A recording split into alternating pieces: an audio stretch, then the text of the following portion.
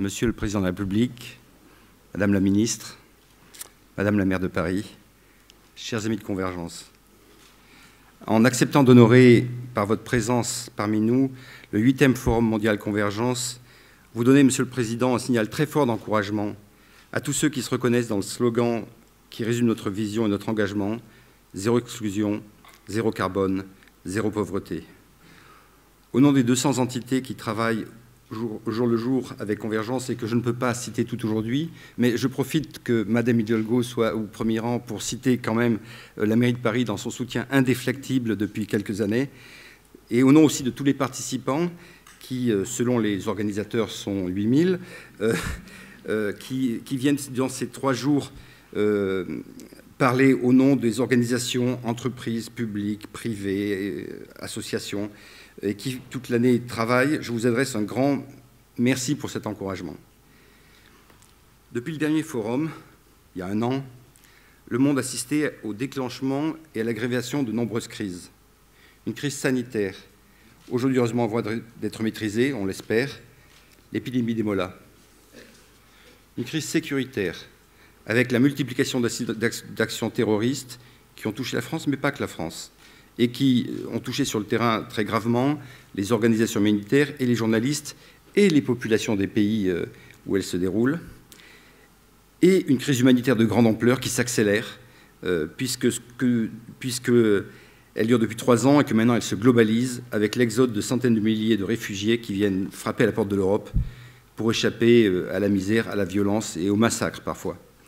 Face à ces crises et à ces menaces, beaucoup sont inquiets et, je dirais, troublés.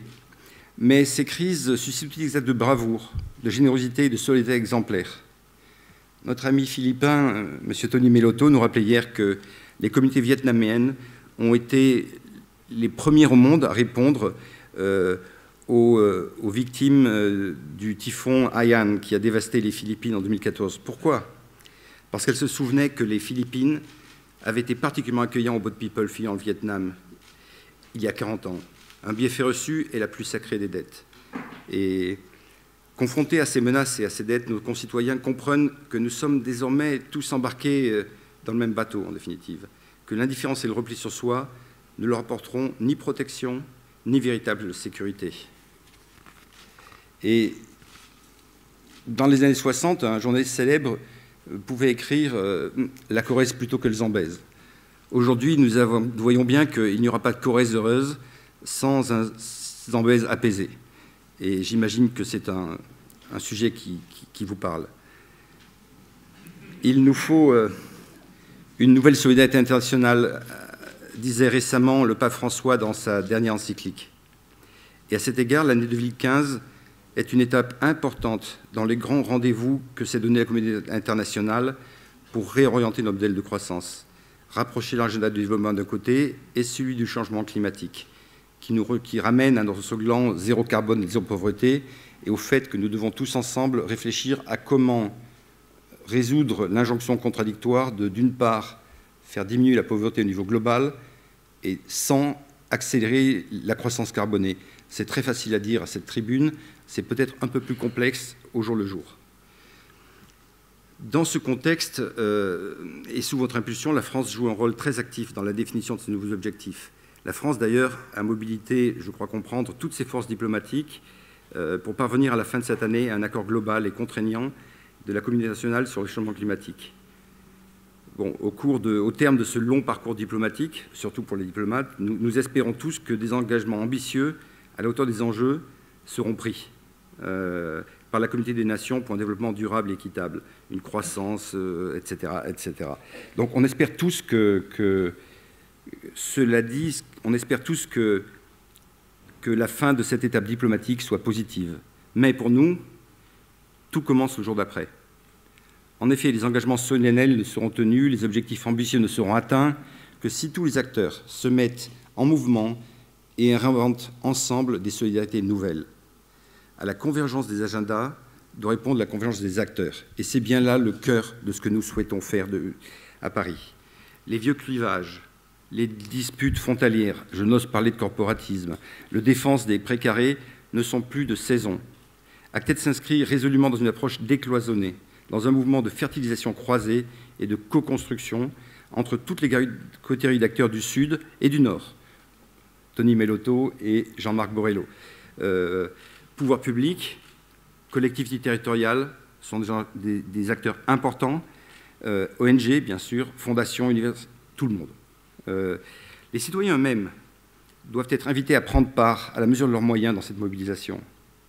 L'innovation technologique, soutenue par l'innovation sociétale, doivent nous permettre de dépasser l'injonction apparemment contradictoire d'un monde sans carbone et d'un monde sans pauvreté. Des entreprises de plus en plus nombreuses développent une approche plus ambitieuse de leur responsabilité sociale et investissent leurs moyens financiers, pas suffisamment encore, mais ça viendra, leur expertise technique et leur réputation dans des projets de business social dont la mission est de lutter contre la pauvreté. Mais Convergence doit aussi réfléchir de manière très concrète à faire converger les initiatives sur des sujets d'actualité brûlants. Par exemple, la crise des réfugiés syriens. Et beaucoup de dynamiques doivent être mobilisées sur le sujet. Et je sais que le groupe SOS, première entreprise sociale européenne, un des participants à la dynamique de Convergence, est prêt à créer immédiatement 5000 places d'hébergement. Il faut que le rappel soit entendu et que des moyens soient débloqués rapidement. Cela démontre que la logique d'entreprise, et même d'entreprise sociale, peut être mise au service de l'intérêt général, y compris dans des crises humanitaires, y compris en 24 heures. Convergence a été créée il y a 8 ans pour être une plateforme d'échange des meilleures pratiques entre tous, des acteurs de développement, et porter sa contribution à la réalisation des objectifs du millénaire, dont l'horizon était fixé à 2015. Ces objectifs n'ont été que partiellement et inégalement réalisés. À la fin de cette année, une nouvelle feuille de route sera adoptée, du moins nous l'espérons. Ce sera l'occasion pour Convergence d'un nouveau départ. Convergence se porte volontaire pour mobiliser et fédérer plus d'acteurs autour du triple zéro. Zéro exclusion, zéro carbone, zéro pauvreté. Nous ne pouvons pas changer de planète, mais nous pouvons changer le monde. Utopie, diront certains. Ouais. Une utopie est une réalité en puissance, disait Édouard Herriot. Sur cette parole très radicale, je vous invite, Monsieur le Président de la République, à rejoindre le pupitre pour votre intervention très attendue.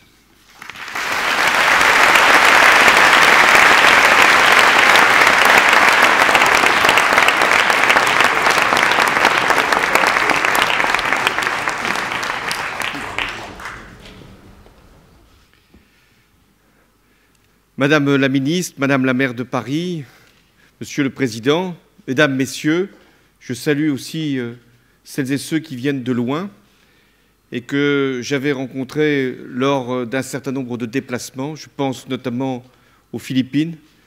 Et j'avais fait une promesse dans votre commune, c'était d'être capable non seulement de réunir une conférence à Paris en décembre prochain, mais de pouvoir obtenir un accord contraignant et avec aussi des engagements de financement permettant la transition écologique et énergétique. Et aujourd'hui, je veux encore tenir cette promesse et cet engagement.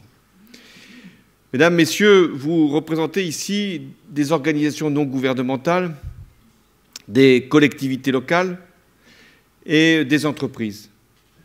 Vous avez voulu vous rassembler dans un forum et vous vous réunissez chaque année. Mais il se trouve que cette année n'est pas une année comme les autres, puisqu'il va y avoir 2 grands rendez-vous. Vous les avez rappelés, Monsieur le Président. La réunion à New York, à la fin de ce mois, l'Assemblée générale des Nations unies qui doit adopter les objectifs du développement durable. Nous y sommes presque. Ce sera à l'agenda, la feuille de route de la communauté internationale pour les prochaines années. Et puis, il y a un deuxième rendez-vous, il est à Paris, c'est la conférence sur le climat. Et nous avons là une responsabilité immense qui est de permettre au monde de sauver la planète. Mais il y a aussi l'urgence. L'urgence qui s'impose. L'urgence qui, à un moment, s'invite, alors même que beaucoup n'y sont pas préparés. Il a fallu qu'il y ait le visage d'un enfant, la tête dans le sable sur une plage turque pour que des initiatives soient prises pour l'accueil des réfugiés. Et pourtant, il y avait eu 3000 morts depuis le début de l'année, 3000 Syriens, Irakiens et d'autres encore qui fuyaient les pays où se produisent des massacres pour venir chercher refuge et réconfort. Mais au-delà de ce que nous avons à faire, il y a aussi cette prise de conscience que 4 millions de Syriens sont aujourd'hui en dehors de leur pays, au Liban, en Turquie, en Jordanie, et que nous devons leur prodiguer le secours indispensable, d'abord là où ils sont, et ensuite, s'ils traversent, là où nous pouvons user du droit imprescriptible qui est celui de l'asile. L'Europe est prête à aider celles et ceux qui cherchent refuge. Quand je dis est prête, ça ne veut pas dire que toute l'Europe soit encore convaincue. Et c'est la raison pour laquelle l'Allemagne et la France, nous avons pris une initiative, et de faire en sorte que puissent être accueillis celles et ceux qui sont réfugiés ou qui veulent se réfugier et qui peuvent, à juste titre, faire valoir le droit d'un asile. Et l'Europe, c'est, au-delà d'une zone économique, d'une monnaie, c'est un ensemble de valeurs, de principes. Et si ces principes et ces valeurs sont oubliés, alors ce n'est plus l'Europe. Nous devrons accueillir, c'est la Commission européenne qui donne ce chiffre, 120 000 réfugiés dans les 2 prochaines années. C'est sans doute une estimation minimale, mais déjà, assurons au moins cet accueil. Nous avons proposé, la chancelière et moi-même, un mécanisme permanent et obligatoire pour répartir ces hommes, ces femmes, ces enfants entre les États membres.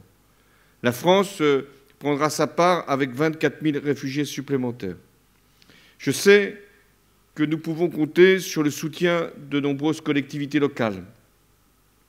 Les représentants de ces communes seront réunis par le ministre de l'Intérieur samedi. Je sais que la mairie de Paris a depuis longtemps, et sans qu'il ait été besoin d'attendre ces drames, pris un certain nombre de dispositions. Et j'appelle tous les élus, au-delà de leur sensibilité politique, à faire ce travail, ce devoir, et en même temps cette hospitalité par rapport à ceux qui viennent et qui sont des personnes qui n'ont pas cherché à venir s'installer ici pour des raisons économiques, mais qui ont tout simplement fui de peur de mourir. Nous avons aussi le devoir de mettre en place des centres d'accueil et d'enregistrement dans les pays frontières, là où les réfugiés arrivent, en Grèce, en Italie et en Hongrie. Et la France participera à cet effort et enverra, dès que ces centres seront enfin constitués, des personnels de la protection civile et de l'Office des réfugiés. Nous voulons qu'il puisse y avoir cet enregistrement, certes pour faire parfois la distinction entre ce qu'on appelle les migrants et ceux qui sont réfugiés, même si ce n'est pas toujours facile, mais aussi pour permettre qu'il y ait l'identification, pour connaître les personnes et ensuite pour leur donner un asile. L'urgence, elle est aussi, et vous l'avez rappelé, Monsieur le Président, humanitaire. Si nous n'aidons pas les pays d'origine, les pays de transit, alors cette situation, déjà difficile, ne sera plus maîtrisée. Or, les conditions de vie des réfugiés en Turquie, en Jordanie, au Liban, en Afrique de l'Est, se dégradent depuis plusieurs mois. Et ceux qui vivent dans ces camps n'ont plus les moyens d'y survivre. Les conditions alimentaires se sont largement détériorées et beaucoup sont maintenant très en deçà du seuil de pauvreté, si bien qu'ils quittent les camps. Et c'est ce qui provoque aussi ces déplacements.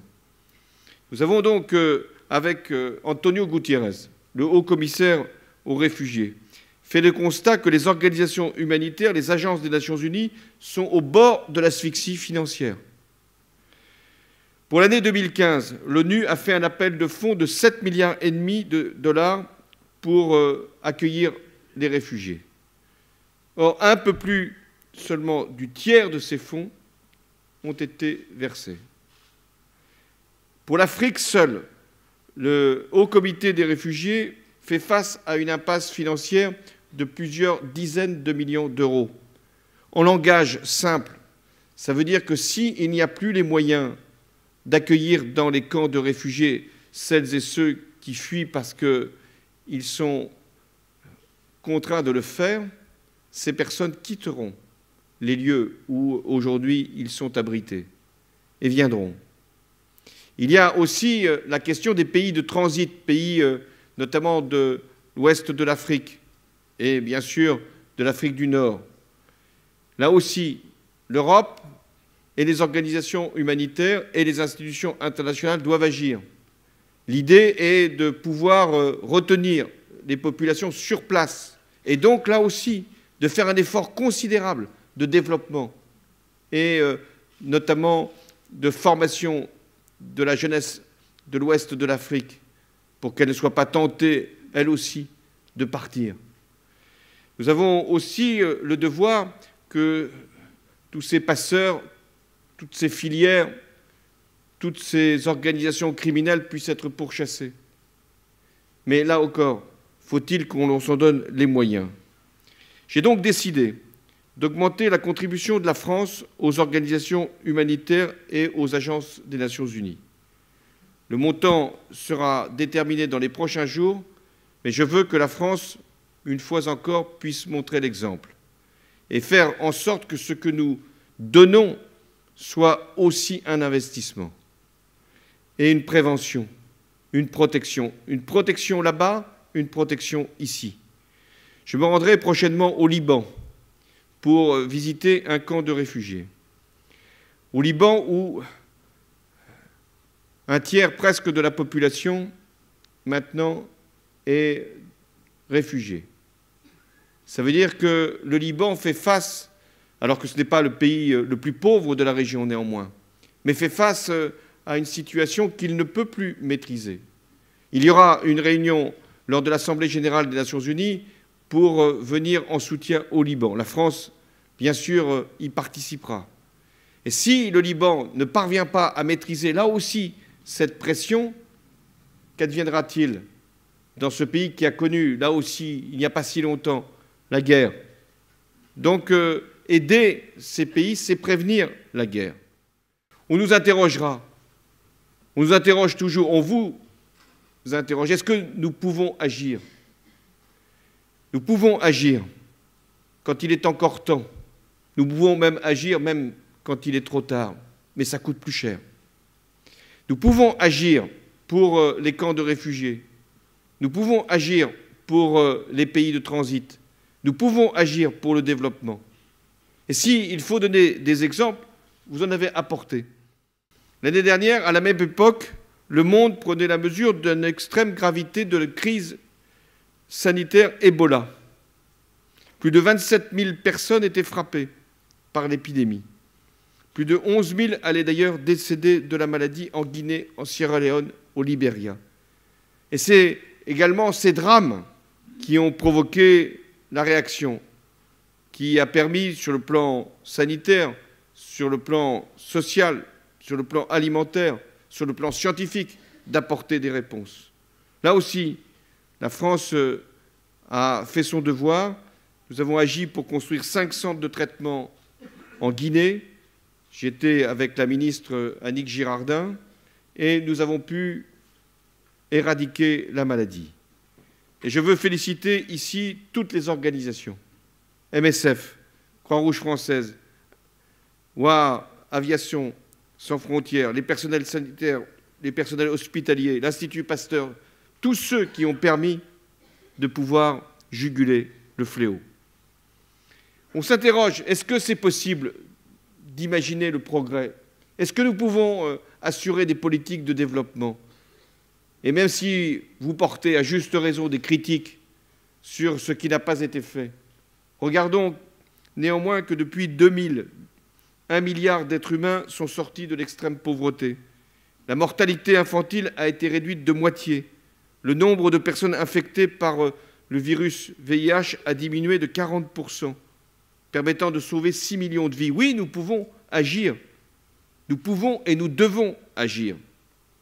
Et c'est ce que vous nous demandez encore de faire aujourd'hui, pour mettre en place des politiques de développement, pour lutter contre les inégalités, pour éviter les pressions sur la planète et le prélèvement des ressources naturelles, pour limiter, réduire notre empreinte écologique.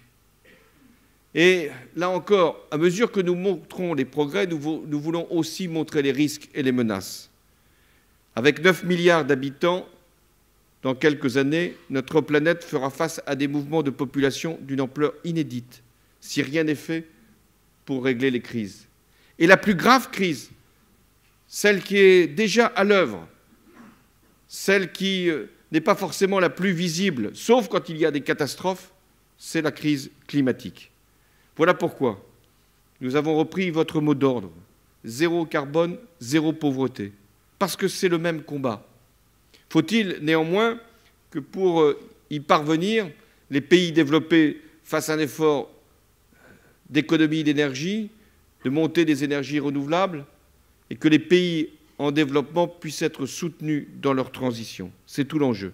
Et de la réunion sur le développement durable et de la conférence sur le réchauffement climatique. D'abord, sur les objectifs de développement durable. C'est un agenda exceptionnel qui peut être adopté pour 3 raisons. D'abord parce qu'il a permis une participation de l'ensemble des organisations, des collectivités, des gouvernements, et que c'est un modèle de ce point de vue. Ensuite, parce que c'est une dimension universelle. Pour la première fois dans l'histoire, nous avons fait émerger un consensus sur ce qu'est le développement durable et qui est valable dans les pays développés comme dans les pays les plus pauvres.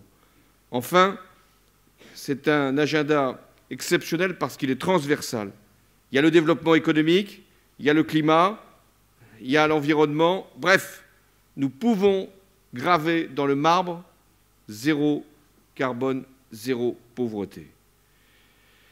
Et puis, il y a la conférence sur le climat. L'accord devra être contraignant, avec des engagements précis des États, mais le doute que j'ai aujourd'hui sur la réussite de cette conférence, ce n'est pas sur les intentions, ce n'est pas sur les déclarations. Nous aurons le lot suffisant. Le doute, c'est sur les engagements en termes financiers.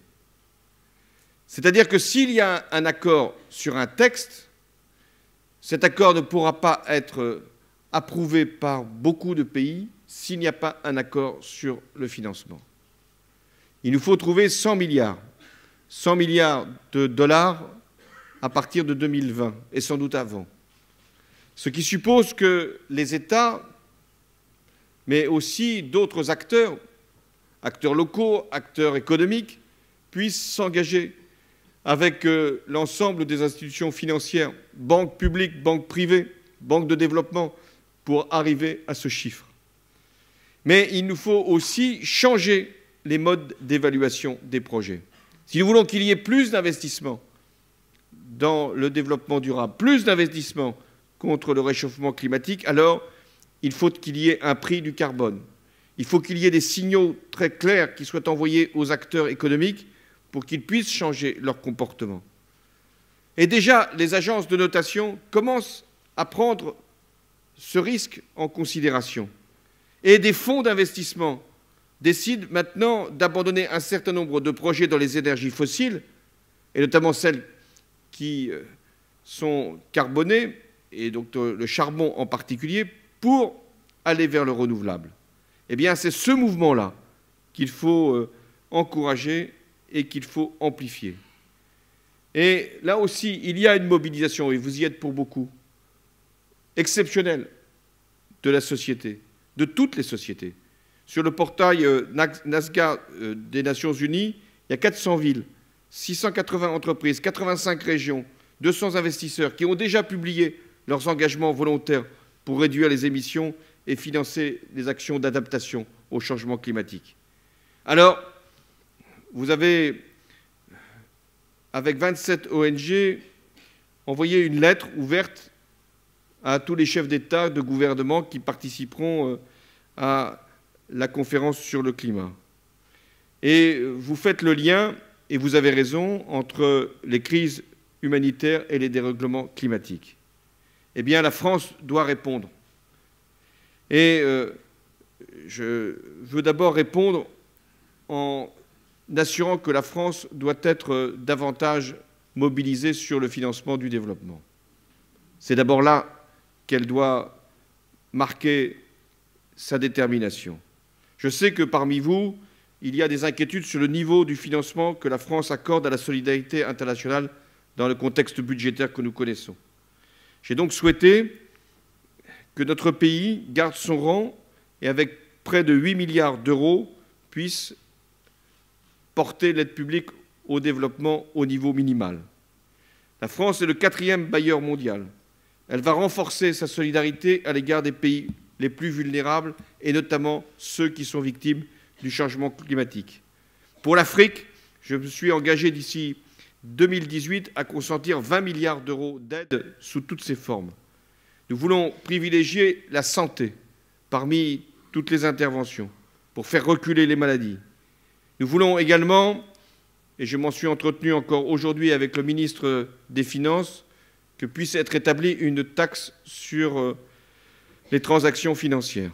L'Europe, ou une partie de l'Europe, y travaille, et cette taxe doit être affectée à la lutte contre le réchauffement climatique et à celle contre les grandes pandémies. Pour mobiliser notre développement sous toutes ses formes, j'ai annoncé que l'Agence française de développement se rapprocherait de la Caisse des dépôts française pour constituer un nouvel opérateur de grande taille. Et notre aide au développement en prêts et dons sera donc renforcée.